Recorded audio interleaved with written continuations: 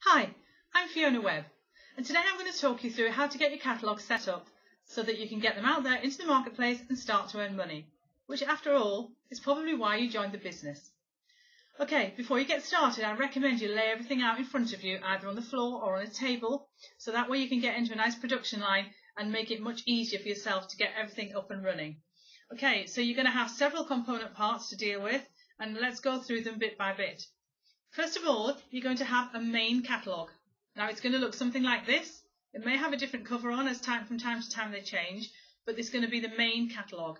Now it's really important that you label these catalogues with your name and address and your account number. There is a space on the back, as you can see at the bottom here, where you need to do that. Now it is company policy that your name, address, telephone number and account number is on all your catalogues. That's so that when you pick them up from a doorstep, if there's more than one catalogue out, which from time to time there will be, you know which one is yours. And it is also company policy that we do not take anybody else's catalogue. We all work independently, so make sure your catalogues are labelled. You'll always know which one is yours. The other reason we do that is because you'll find inside the catalogue there is an advert for the business. And if anybody reads that and thinks, oh, I'd like to find out more about becoming a Kleeneze distributor, and they should ring the company direct, the company will ask whose details are on the back of the catalogue. If your details are not on there, you could lose a potential team member, because that will just be passed out at random to somebody else in the company. So it really is in your own interest to make sure your books are clearly labelled. So that's the main book. You also then have a seasonal catalogue. Now at the time of recording this, it's a summer special, but it may be a spring special, a sale, a Christmas book or any other supplement. But basically you will have some other supplement to complement the main catalogue. Now, although this catalogue will have on the back of it a space for a label, it's not necessary to label that because it's going to be in the same pack as your main book. So as long as the main book is done, don't worry about the seasonal specialogue.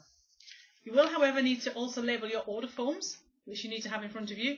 Again, you can either put a sticker on here or you can use a stamp, whatever is easiest for you. In addition, you also get provided with the bags to put the catalogues in, which is really important to protect them from the elements. And there are two further items which don't come in your business kit, but will either have been provided to you by your sponsor, or you will have been directed to the team support site where you can download these in preparation for your catalogues. The first one is the catalogue day slip, which tells the customer when you're coming back to call for the catalogue, and I'll come back to why we use that in a little while. And the other thing we put in is a wanted flyer to make sure people know we're always advertising for new distributors. Again, I'll explain the reason for that in a short while. Okay, so now you've got all those items there, you're ready to make the packs up. First thing we do is take the main catalogue and place that face down. Then we put the order form on top, and then we will put the specialogue facing in the opposite way. So basically, whichever way it lands, it's going to have Kleeneze clearly on the front. Now, just to mention, the reason we pack the catalogues down in the same way every time is because when you do your record keeping, you're going to record people that look at the catalogue and people that don't look at the catalogue.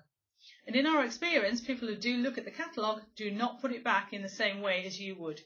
So if you haphazardly put the catalogues out every time without knowing the setup, you won't be able to keep the good records that you need to help you in the business. So always set them up in the same way and you'll always be able to tell whether or not they've been looked at. The next thing to take then is the callback slip. Now, as I said, I'll explain the reason why we use tomorrow. And we recommend that everybody starts by using tomorrow for the following reasons. First one is sense of urgency for the customer. If you put a book in a house for too long, really any longer than one day, certainly when you're a new distributor, the customer has no urgency. They'll just put it on the side, it'll get gathered up in a pile of papers or in a magazine rack or by the side of the bed or in the car, and they'll completely forget to do it. Whereas if they pick up a catalogue from the door and they know you're coming back the next day, they're going to think, okay, if I want to look at this, I need to do it tonight, and they're going to put some urgency on it.